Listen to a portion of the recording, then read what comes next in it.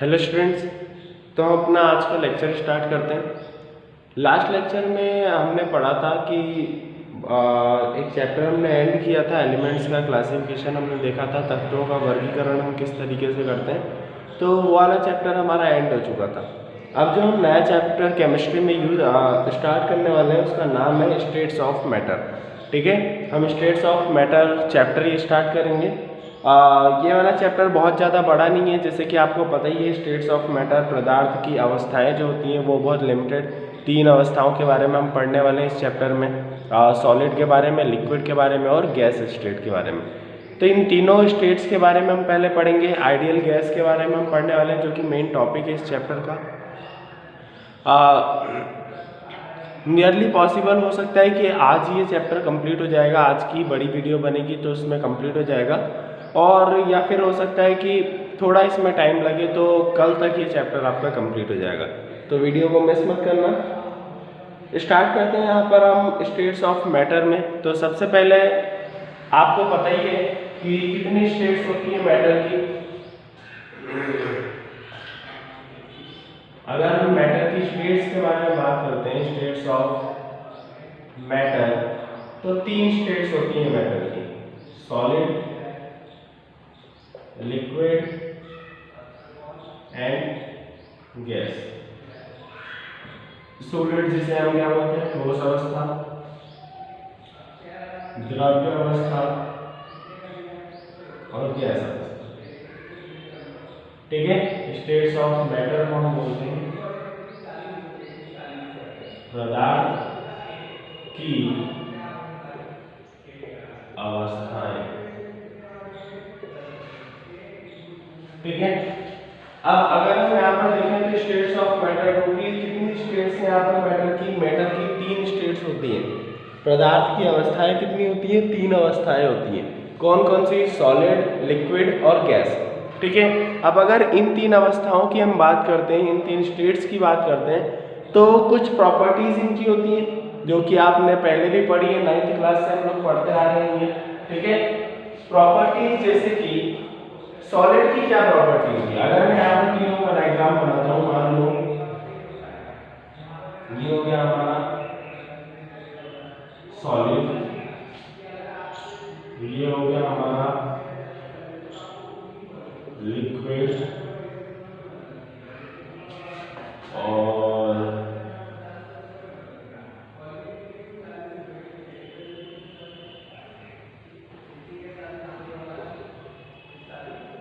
ये हो गई हमारी गैस। ठीक है,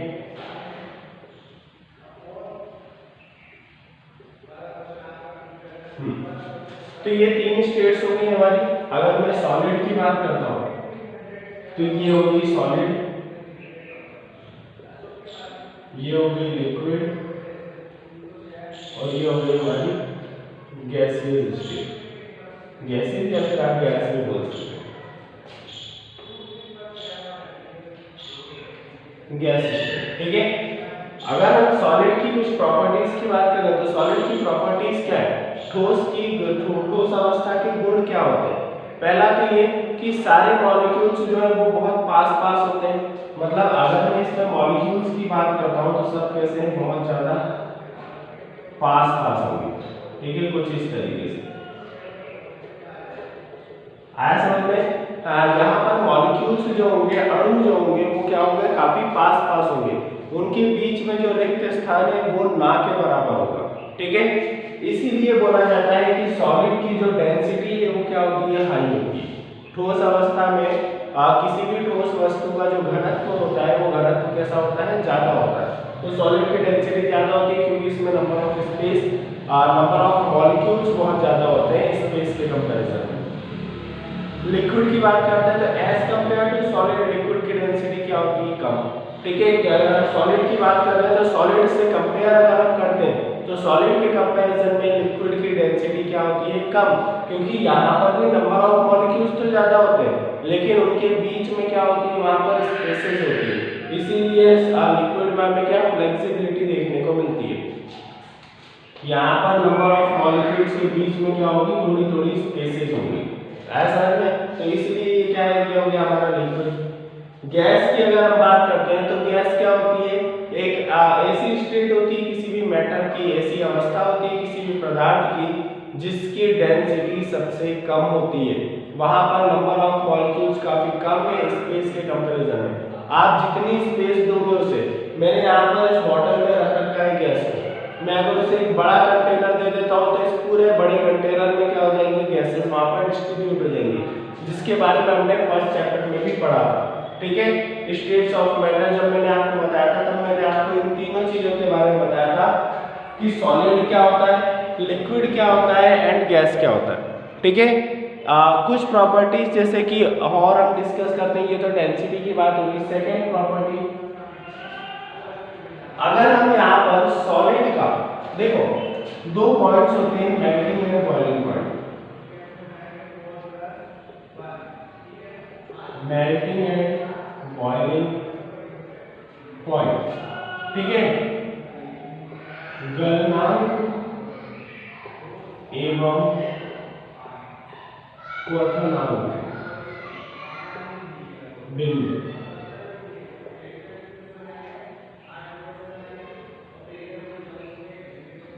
ठीक है, गलनांक एवं क्वथनांक अगर हम निकालते हैं, किसी सॉलिड की बात मैं करता हूँ, बिंदु हटा दो, गलनांक एवं क्वथनांक की अगर हम बात करते हैं, मेल्टिंग एंड बॉइलिंग पॉइंट, तो सबसे पहले तो मेल्टिंग पॉइंट होता क्या है और बॉइलिंग पॉइंट क्या होता है। डेफिनेशन याद रखना कि the minimum temperature at which the solid या फिर eight which the substance start melting.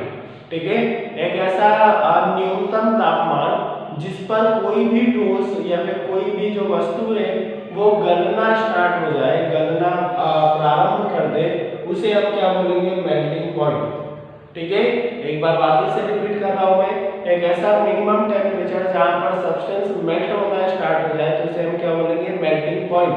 एक ऐसा न्यूनतम तापमान याद रखना, मिनिमम टेम्परेचर याद रखना, एक ऐसा न्यूनतम तापमान जिसमें कोई वस्तु गलना प्रारंभ हो जाए, गलना प्रारंभ कर दे, तो उसे हम क्या बोलेंगे, मेल्टिंग पॉइंट। बॉइलिंग पॉइंट हम किसे बोलेंगे, ऐसा न्यूनतम तापमान जिस पर वस्तु क्या करे, उबलना चालू कर दे, या फिर हम द्रव्य की बात करते हैं, द्रव्य उबलता है, तो अगर मैं ऐसा न्यूनतम तापमान दूं जिससे वस्तु क्या करे, कोई द्रव्य क्या करे, उबलना चालू कर दे, उसे हम क्या बोलेंगे यहाँ पर, बॉइलिंग पॉइंट। मिनिमम टेम्परेचर को याद रखना। सॉलिड में भी अगर हम देखते हैं, देखो मेल्टिंग एंड बॉइलिंग पॉइंट, अगर हम इंग्लिश में डेफिनेशन देखते हैं, इंग्लिश में डेफिनेशन क्या होगी, the minimum temperature at which the substance start boiling, ठीक है, या फिर a liquid start boiling is known as boiling point. मतलब melting point and boiling point दोनों क्या है, मिनिमम टेम्परेचर, सबसे कम टेम्परेचर। सबसे कम टेम्परेचर अगर हम बात करते हैं वाटर की, तो वाटर का जो बॉइलिंग पॉइंट होता है, वाटर का बॉइलिंग पॉइंट क्या होता है, वाटर का बॉइलिंग पॉइंट होता है यहाँ पर 100 डिग्री सेंटीग्रेड।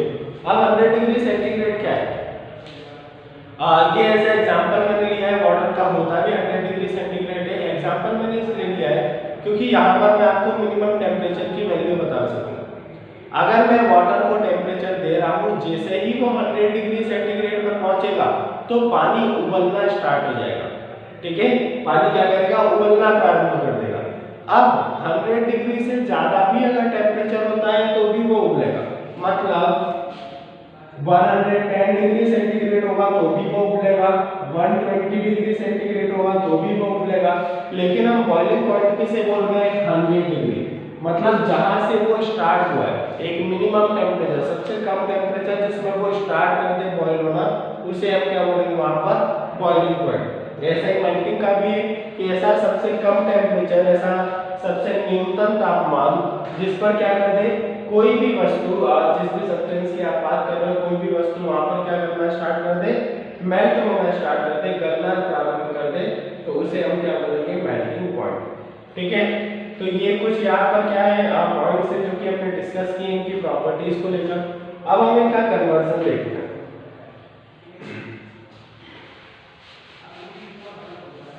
मैं इनको रफ कर रहा हूँ।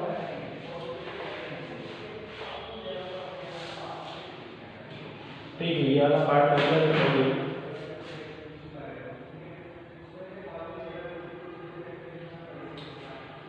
हाँ, तो अब हम हम इसका क्या देखते हैं, कन्वर्जन देखते हैं। अगर मैं कन्वर्जन की बात करता हूं तो कन्वर्जन कैसे होता है, ये हो गया सॉलिड, सॉलिड से लिक्विड और लिक्विड से गैस, ठीक है। सॉलिड को हम बोलते हैं ठोस, द्रव्य और गैस।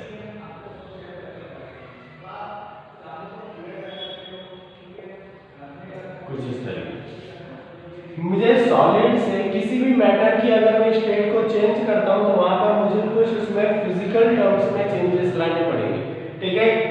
ध्यान से समझना कि अगर मुझे किसी मैटर की, किसी पदार्थ की अवस्था को क्या करना है, परिवर्तित करना है, तो मुझे क्या करना पड़ेगा, वहां किसी तरह का परिवर्तन, मतलब भौतिक परिवर्तन मुझे वहां पर लाना पड़ेगा। अब वो कैसे होगा ये मैं बताता हूं। अगर मुझे किसी सब्सटेंस को सॉलिड से लिक्विड में चेंज करना है, फिर उसे लिक्विड से गैस में चेंज करना है, तो मुझे क्या करना पड़ेगा। अगर मुझे सॉलिड से लिक्विड में चेंज करना है तो मुझे क्या करना पड़ेगा, अगर कोई भी सॉलिड है, मान लो कि मैंने लोहे की रॉड ले ली, लोहे की रॉड को अगर मुझे लिक्विड स्टेट में चेंज करना है तो मुझे क्या करना पड़ेगा, टेम्परेचर देना पड़ेगा। लोहे की रॉड को छोड़ो, अगर हम दूसरा एग्जांपल लेते हैं, बर्फ लेते हैं। बर्फ को अगर मुझे, बर्फ क्या होती है, सॉलिड, लेकिन अगर उसे मुझे लिक्विड में कन्वर्ट करना है तो मुझे क्या करना पड़ेगा, यहाँ पर टेम्परेचर देना पड़ेगा, ठीक है। मैं टेम्परेचर दूंगा जिससे कि वो जो सॉलिड है वो इसमें चेंज हो जाएगा लिक्विड में। मैं क्या दूंगा यहाँ पर, तापमान।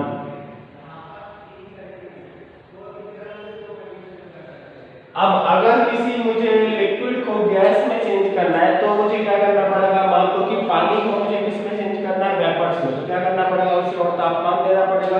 तो यहाँ पर भी क्या आ जाएगा,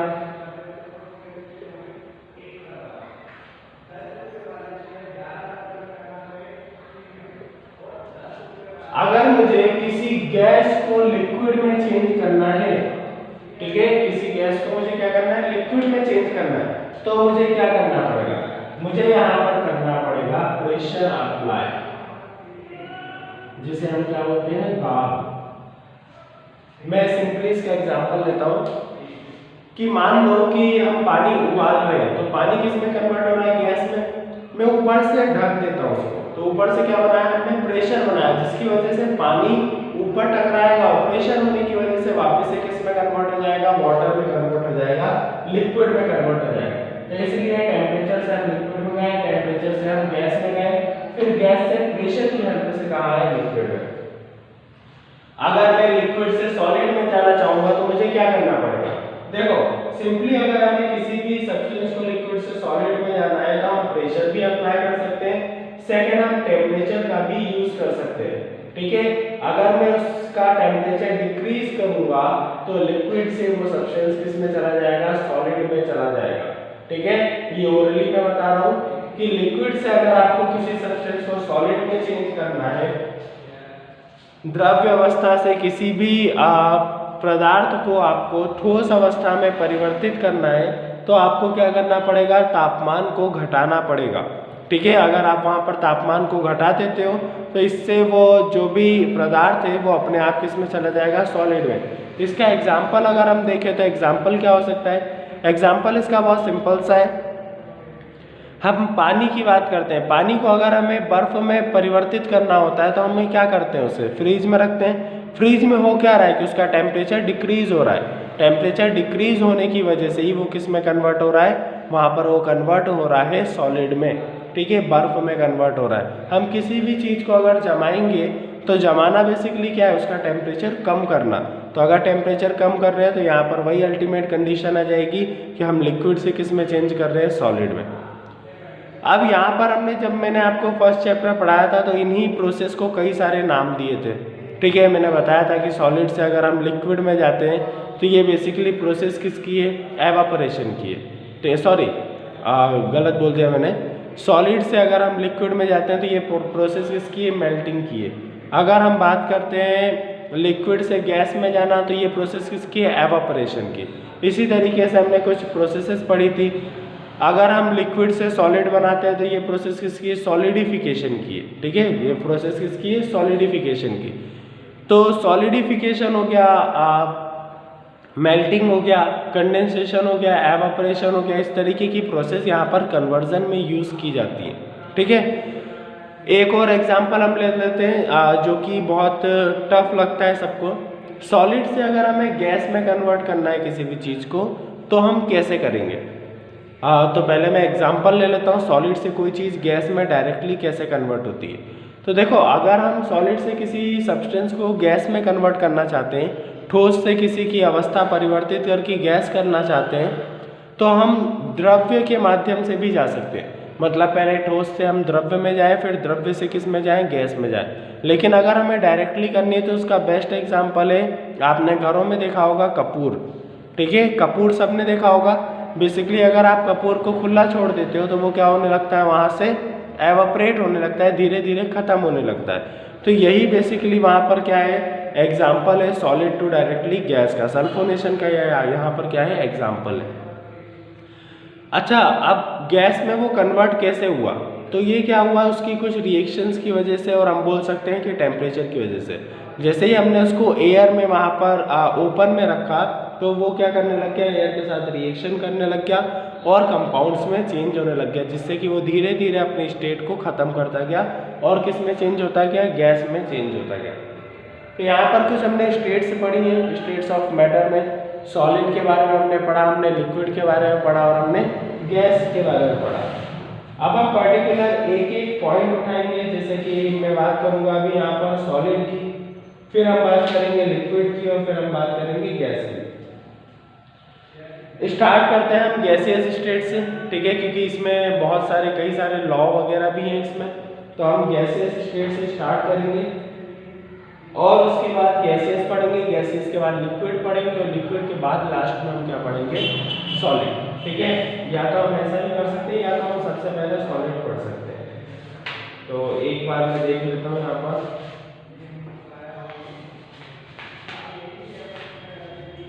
ठीक है, हम सबसे छोटे से स्टार्ट करते हैं।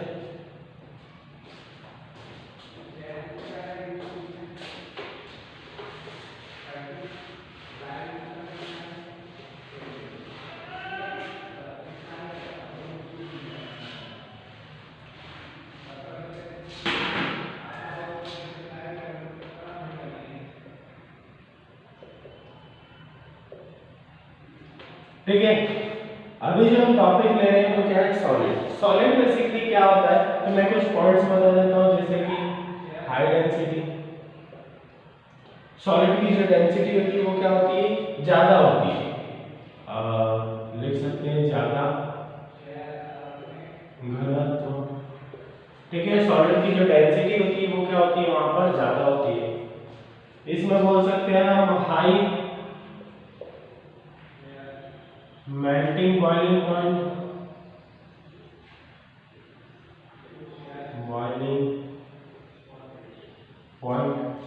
बताया क्या मैंने कि ज्यादा गलनांक क्वथनांक, ठीक है। हम इसके बारे में पहले भी डिस्कस कर चुके हैं कि इनकी बॉइलिंग पॉइंट और मेल्टिंग पॉइंट क्या होते हैं, यहाँ पर ज्यादा होते हैं, उनकी डेंसिटी भी क्या होती है, ज्यादा होती है। अब यहाँ पर समझो कि बेसिकली होता क्या है। मान लिया कि ये एक सॉलिड है, अब इसके अंदर जो मॉलिक्यूल्स होते हैं, ठीक है, इसके अंदर जो अणु होते हैं वो क्या होते हैं, काफी ज्यादा पास पास होते हैं, ठीक है। अगर मैं एक छोटा सा स्ट्रक्चर बनाना चाहूँ तो कुछ इस तरीके का,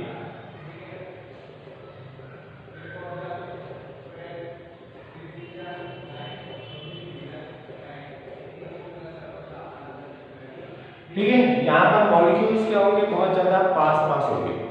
अब अगर मुझे यहाँ पर मॉलिक्यूल्स की बात करते हैं, देखो सॉलिड के अंदर जो मॉलिक्यूल्स होते हैं उनके बीच का फोर्स ऑफ अट्रैक्शन जो होता है, क्या करते हैं, यहाँ पर मॉलिक्यूल्स एक दूसरे को एक फोर्स से बांध कर रखते हैं, जिसे हम इंट्रा मॉलिक्यूलर फोर्स बोलते हैं। कौन सा फोर्स बोलते हैं, इंट्रा मॉलिक्यूलर फोर्स, जो कि मॉलिक्यूल्स के अंदर लगता है फोर्स ऑफ अट्रैक्शन, ठीक है। इंट्रा मॉलिक्यूलर फोर्स एक टाइप का फोर्स ऑफ अट्रैक्शन है, ठीक है, आकर्षण का बल है। अगर मैं बात कर रहा हूँ यहाँ पर मॉलिक्यूल्स की, तो मॉलिक्यूल्स के बीच में वही इंट्रामॉलिक्यूलर फोर्स लगता है जो कि एक तरीके का फोर्स ऑफ अट्रैक्शन है। इसीलिए मॉलिक्यूल्स यहाँ पर क्या होते हैं, स्टेबल होते हैं। आप किसी सॉलिड को फ्लेक्सिबल नहीं बना सकते, क्यों? क्योंकि वहाँ पर नंबर ऑफ जो मॉलिक्यूल्स है वो काफी ज्यादा है और उनके बीच का जो फोर्स है वो क्या है, वहाँ पर स्ट्रॉन्ग है। मॉलिक्यूल्स अपनी जगह से मूव नहीं करते क्योंकि उनके पास इतनी स्पेस नहीं होती है। ठीक है, क्या होता है जब आप किसी सॉलिड को टेम्परेचर देते हो, जब आप किसी सॉलिड को टेम्परेचर देते हो तो यही मॉलिक्यूल्स जो इसके अंदर प्रेजेंट है, एन नंबर ऑफ मॉलिक्यूल्स, ये उस टेम्परेचर को गेन करते हैं। टेम्परेचर ही नहीं मिल रहा है, हीट ही नहीं मिल रही, इसका मतलब इन्हें क्या मिल रही है, एनर्जी मिल रही है। ठीक है, अगर मैं किसी पुरुष को तापमान दूंगा तो इसका मतलब उसे क्या मिल रही है, ऊर्जा मिल रही है। अब ये वो उसी ऊर्जा का क्या करते हैं, ऊर्जा का इस्तेमाल करते हैं अपनी जगह से निकलने के लिए। ठीक है, यहाँ पर वो इस ऊर्जा का किस में इस्तेमाल करेंगे, अपनी जगह को से निकलने के लिए, अपनी जगह से मूव करने के लिए। अब जब अपनी जगह से वो मूव करेंगे वहां पर, तो आपको पता ही है कि अगर मैं अगर बर्फ की बात करता हूँ, बर्फ को अगर मैं टेम्परेचर देता हूँ, तो ये बिल्कुल सिंपल सा पॉइंट है कि बर्फ के अंदर जितने भी नंबर ऑफ मॉलिक्यूल्स होंगे वो क्या करेंगे, उस टेम्परेचर को गेन करेंगे। वो उस टेम्परेचर को क्या करेंगे, गेन करेंगे और अपनी जगह से हिलना, मतलब अपने स्पेस बनाने का वहां पर क्या करेंगे, काम करेंगे। आया समझ में? स्पेस बनाएंगे जिससे कि वो किस में कन्वर्ट होते जाते हैं, फिर लिक्विड में कन्वर्ट होते जाते हैं। उनके बीच की डेंसिटी खत्म तो नहीं होती, लेकिन मैं ऐसा जरूर बोल सकता हूँ कि डेंसिटी वहां पर क्या हो जाती है, कम हो जाती है और वो अपनी एक स्टेट से किस में कन्वर्ट हो जाते हैं, सेकेंड स्टेट पर। क्लियर है? अब यहाँ पर सॉलिड के बारे में इतना ही है। सॉलिड को बहुत ज़्यादा हम डिस्क्राइब नहीं करेंगे क्योंकि हम पहले भी इसके बारे में कई सारी चीज़ें पढ़ चुके हैं। मैंने केवल अभी ये सारी चीज़ें रिवाइज करवाई है। अब हम सेकंड पढ़ते हैं। सेकंड जो स्टेट के बारे में हम पढ़ने वाले हैं उसका नाम है लिक्विड स्टेट।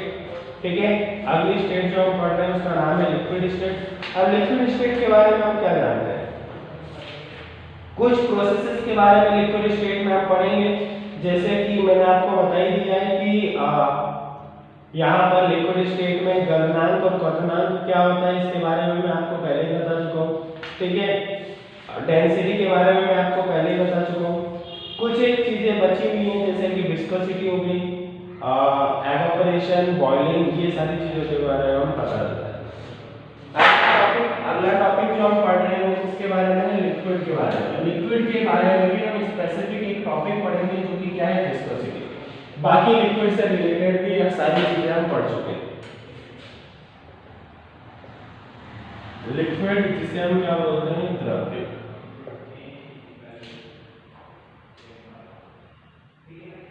ठीक है, अगर हम द्रव्य की बात करते हैं तो यहाँ पर हम क्या पढ़ रहे हैं, इसके बारे में विस्कोसिटी। विस्कोसिटी को हम हिंदी में बोलते हैं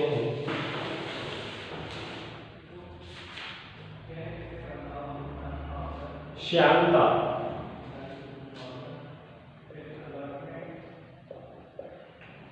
ठीक है, विस्कोसिटी को हम हिंदी में क्या बोलते हैं, श्यानता। अब विस्कोसिटी बेसिकली क्या होती है, विस्कोसिटी एक प्रॉपर्टी होती है। देखो लिक्विड की सारी प्रॉपर्टीज में यहाँ पर डिस्कस कर लेते हैं। डेंसिटी जिसे हम क्या बोलते हैं, घनत्व। इसके बाद हम बात करते हैं बॉइलिंग, मेल्टिंग पॉइंट, गलनांक, क्वथनांक। ठीक है, अब विस्कोसिटी, डेंसिटी और मेल्टिंग बॉइलिंग पॉइंट देख लेते हैं। विस्कोसिटी बेसिकली क्या है, विस्कोसिटी बताने से पहले मैं ये दो पॉइंट्स बता देता हूँ, डेंसिटी और बॉइलिंग मेल्टिंग पॉइंट। डेंसिटी क्या है कि पानी की अगर मैं बात करता हूँ या फिर किसी भी लिक्विड की बात करता हूँ तो वहां पर उसकी डेंसिटी डिपेंड करती है उसके नंबर ऑफ मॉलिक्यूल्स पर। सॉरी, किस पर डिपेंड करती है वो, नंबर ऑफ मॉलिक्यूल्स पर। अब नंबर ऑफ मॉलिक्यूल्स की अगर मैं बात करता हूँ, मान लो कोई सॉल्यूशन है, सॉल्यूशन दो चीजों से मिलकर बना होता है, सॉल्यूट और सॉल्वेंट। तो सॉल्वेंट मैंने मान लो अभी सॉल्यूशन में क्या ले लिया है, वाटर, और सॉल्यूट मैंने क्या ले लिया, मान लो शुगर, ठीक है। अब डेंसिटी किस पर डिपेंड करेगी, नंबर ऑफ सॉल्यूट पार्टिकल्स पर, ठीक है। जब मैं पानी को और शक्कर को मिला दूंगा तो वो भी क्या रहेगा, एक लिक्विड ही रहेगा, लेकिन डिपेंड किस पर करेगी, कितनी शक्कर मैं उसमें मिला रहा हूं। देखो डेंसिटी सिंपली आप बोल सकते हो गाढ़ापन, ठीक है, कि जितनी आप शक्कर मिलाते जाओगे उतनी इसकी डेंसिटी बढ़ती जाएगी। सिंपली आप अगर डेंसिटी को डिस्क्राइब करना चाहते हो तो in a particular space number of molecules is known as density. कितनी स्पेस में आपके पास कितने अणु हैं, कितने मॉलिक्यूल्स हैं, इसी को आप क्या बोलते हो, डेंसिटी बोलते हो। तो डेंसिटी जो लिक्विड की होती है, लिक्विड की डेंसिटी क्या होती है, कम होती है as compare to solid. Solid के कंपैरिजन में लिक्विड की डेंसिटी क्या होती है, कम होती है। द्रव्य का जो घनत्व होता है वो ठोस से अगर हम कंपेयर करते हैं, ठोस अवस्था से कंपेयर करते हैं, तो द्रव्य का जो घनत्व होगा वो क्या होगा, कम होगा। लेकिन अगर मैं गैस से कंपैरिजन करता हूँ, गैसियस स्टेट से, गैस अवस्था से कंपैरिजन करता हूँ, तो जो द्रव्य का घनत्व होगा वो क्या होगा, ज्यादा होगा, ठीक है। मतलब गैस के कंपैरिजन में लिक्विड की डेंसिटी ज्यादा होगी और सॉलिड के कंपैरिजन में लिक्विड की डेंसिटी क्या होगी, कम होगी। यहाँ पर नंबर ऑफ मॉलिक्यूल्स ज्यादा तो होते हैं लेकिन उनके बीच में थोड़ी बहुत स्पेस भी होती है, ठीक है। सॉलिड के जैसा नहीं है, सॉलिड में बिल्कुल ही स्पेस नहीं होती। बॉइलिंग मेल्टिंग पॉइंट की बात करेंगे तो लिक्विड का जो मेल्टिंग और बॉइलिंग पॉइंट होता है वो सॉलिड से क्या होता है, काफी कम होता है, ठीक है। लेकिन गैस से क्या होता है, ज्यादा होता है। आया समझ में? तो सॉलिड लिक्विड आप एक तरीके से ऐसा समझ सकते हो कि बीच का है, सॉलिड का सबसे ज्यादा होगा, गैस का सबसे कम होगा, लिक्विड का बीच में होगा, ठीक है। जिससे सॉलिड से तो कम होगा लेकिन गैस से क्या होगा, ज्यादा होगा। तो इसलिए यहाँ पर बोला गया है कि बॉइलिंग मेल्टिंग पॉइंट जो होता है वो बेसिकली लिक्विड्स का क्या होता है, ज्यादा होता है एज कंपेयर टू गैस, लेकिन सॉलिड से जब कंपैरिजन करते हैं तो लिक्विड का मेल्टिंग बॉइलिंग पॉइंट कम होता है। वाटर का मेल्टिंग पॉइंट यहाँ पर लिख लेना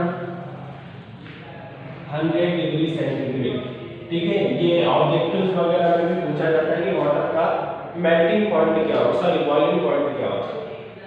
अब आते हैं हम अपने टॉपिक पर जो कि मेन टॉपिक था विस्कोसिटी। विस्कोसिटी क्या होता है? तो विस्कोसिटी जो है वो डायरेक्टली डिपेंड करता है लिक्विड की डेंसिटी पर, ठीक है।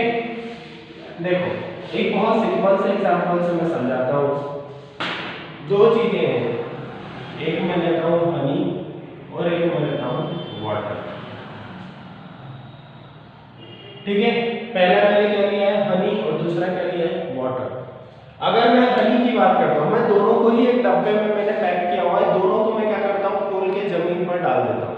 मुझे बताओ फ्लो जल्दी कौन होगा, जल्दी से आगे कौन बढ़ेगा, फ्लो रेट ज्यादा किसका होगा, बहने की क्षमता ज्यादा किसमें होगी, वाटर में। पानी क्या होगा, जल्दी जल्दी वहां से बह जाएगा। क्यों बह जाएगा, देखो हनी की अगर मैं बात करता हूँ तो इसका फ्लो रेट कम होगा, फ्लो रेट जो होगा वो क्या होगा, कम होगा। इसका फ्लो रेट ज्यादा होगा। अगर फ्लो रेट किसी भी लिक्विड का कम होता है इसका मतलब इसकी विस्कोसिटी क्या होती है, ज्यादा होती है। अगर किसी लिक्विड का फ्लो रेट ज्यादा होता है इसका मतलब उसकी विस्कोसिटी क्या होती है, कम होती है। हम सिंपली किसी लिक्विड के गाढ़ेपन को क्या बोल सकते हैं, उसकी विस्कोसिटी। अगर किसी, देखो सिंपली एक पॉइंट के साथ मैं इसको कंप्लीट करता हूं।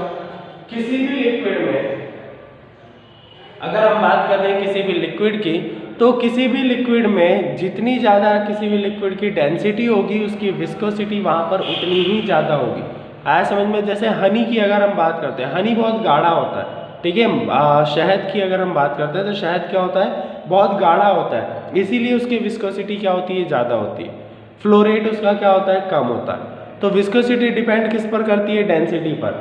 किसी भी लिक्विड की किसी भी द्रव्य का कितना घनत्व है इस पर डिपेंड करती है, इस पर निर्भर करती है उसकी श्यानता। अगर वहाँ पर घनत्व ज़्यादा है किसी द्रव्य का तो उसकी श्यानता भी ज़्यादा होगी, अगर उसका घनत्व कम है तो उसकी श्यानता भी वहाँ पर क्या होगी, कम होगी, ठीक है। ये प्रॉपर्टी थी विस्कोसिटी, एक बार आप बुक में भी दी हुई है, उसको एक बार स्टडी कर लेना, उसकी डेफिनेशंस पढ़ लेना। अगला टॉपिक जो हम स्टार्ट करेंगे नेक्स्ट लेक्चर में, अभी तो ऐसे भी 30 मिनट का वीडियो हो गया तकरीबन। अगला जो टॉपिक है वो हम नेक्स्ट लेक्चर में पढ़ेंगे गैस के बारे में। अब हमारे कुछ लिमिटेड टॉपिक्स बचे हुए हैं, जैसे कि हम गैस के बारे में थोड़ा बहुत पढ़ेंगे, इसी टाइप की प्रॉपर्टीज़ देखेंगे। उसके बाद में 3 लॉ मैं आपको बताने वाला हूँ, Boyle's law, Charles law and Avogadro's law, और इन्हीं की हेल्प से हम आइडियल गैस की इक्वेशन पढ़ेंगे। ठीक है, तो नेक्स्ट लेक्चर में हम इस चैप्टर को कंप्लीट कर देंगे। आज के लेक्चर में इतना ही। Thank you.